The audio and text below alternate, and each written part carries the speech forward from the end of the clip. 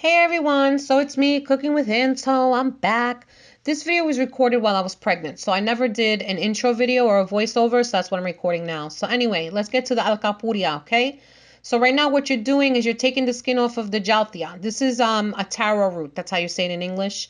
It's very dirty and it has like a hairy kind of outer skin to it. You just want to peel it and you want to wash it really good before you cut them into pieces. The next thing you're going to do is you're going to take the platano and you're going to slice it right down the middle or wherever you want to slice it, and then you peel it from the side this way. That's the easiest way to get rid of it.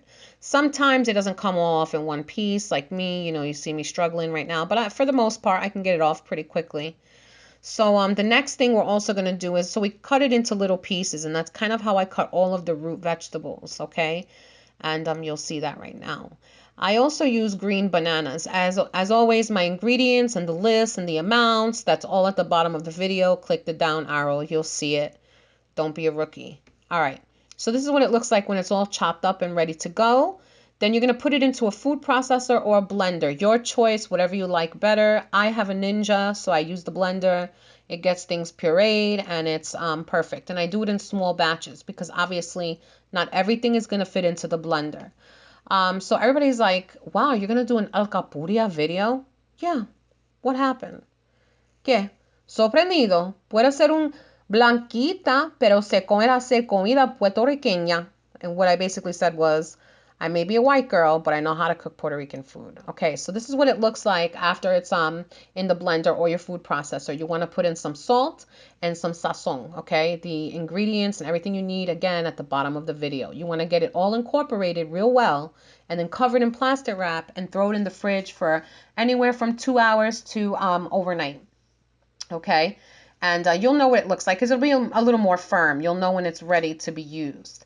So while that's in the fridge, why don't you prepare your picadillo? So I use this for empanada, for reino de papa, as well as you can see, alcapurria, and a few other recipes too. It's like a standard kind of very flavorful meat filling that's used in a lot of Latin cooking. This is my style, my way of making it. So I put in my fresh onions, my fresh garlic. I mince them up real small. And then I put in my sazon and my adobo, and of course no salt because sazon and adobo is already salty. And then I get the one with pepper, so I don't need to add pepper in mine. So you're going to continuously just move it around the pan, get it browned up real nice. Going to add in a little more because I like mine to have a lot of flavor. You see all that fat at the bottom of the frying pan? You're going to have to drain that out, okay? So once you do that, you bring it back into your pan, and then you add in a little bit of tomato sauce. And I use personally for, every once in a while, I use the store-bought Goya one, the tomato-based one. Sometimes I want the flavor of it, and sometimes I don't. This time I did. So you add that in, you put the heat on low, and then you make sure that you're cooking it and keeping the meat real juicy and tender. So here's the most difficult part about this recipe, okay? To make the outer part of the alcapurria. It's not a traditional dough, so it doesn't have the easiness of using, that stiff dough where you don't have to worry about it breaking, So this takes a little technique, and I've been making these for a while, and it still takes me a little time. And this is time consuming, so sit down in front of a TV or something while you're doing it. Keep your mind busy because you're going to be bored, and it's a lot of work. I'm not going to sit here and tell you it's easy. It's not. If this is the first time you're making these, be prepared to mess it up at least the first or second time. So I just go back in. As you can see, I'm shaping it nicely with the parchment paper because it won't stick. So I just go back into my bowl. I grab out a little more. I cover the top and I gently shape it with the wax paper.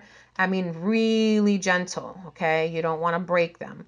And don't press too hard on the spoon when you're smoothing it over either because that will break it. So I shape them as best as I can, and then I look for any kind of holes I may see, and I shape it as best as I can. So you're going to want to be really gentle. So I take this little kind of spatula thing that I have going on here, and that's how I get it into my oil. You gently place it in the oil. I would say anywhere from about 5 to 9 minutes. I know that sounds like a lot, and you're going to keep your oil at like a medium because it takes a while for the outside of the alcapurria to cook. You'll know when they're ready because you'll see that they're brown, okay? So this is what they look like when they're done. My lighting was a little off, so they look a little dark, but they're not.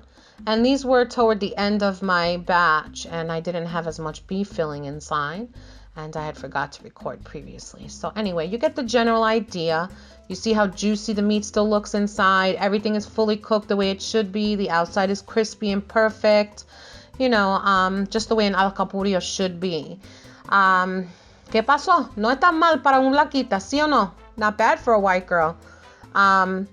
So yeah, if you try the recipe and you like it, let me know. Leave me feedback. I'm open to it all. And if you haven't subscribed, shame on you. Subscribe right now and share my channel and share my video with everybody that you know. Come visit me on Facebook, Cooking with Anto, and there's another great community called What's on Your Plate. Lots of people post dishes and recipes there. It's a great place to be. Anyway, thanks for watching. Bye.